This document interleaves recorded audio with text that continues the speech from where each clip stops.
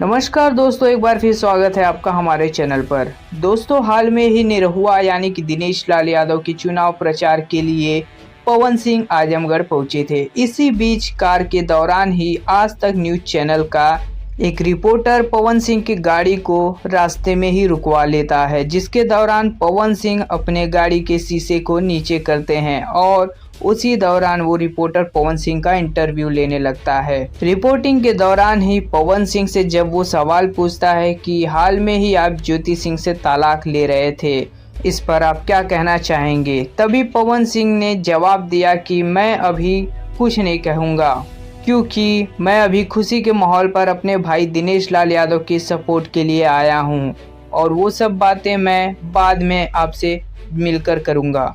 ये बात बोलने के बाद पवन सिंह अपने शीशे को वापस ऊपर कर लेते हैं और आगे चले जाते हैं। अब दोस्तों, देखा यह जाएगा कि क्या फिर से पवन सिंह आज तक के रिपोर्टर के साथ मिलेंगे और अपना इंटरव्यू देंगे या नहीं, और अगर देंगे भी तो पवन सिंह ज्योति सिंह को तलाक देने की क्या वजह बताएंगे। फिलहाल तो यह सस्पेंस है। तो दोस्तों, इस खबर पर आप सब क्या कहना चाहेंगे, हमारे कमेंट बॉक्स में जरूर बताएं। मिलते हैं अगली वीडियो में कोई और नई खबर के साथ। धन्यवाद।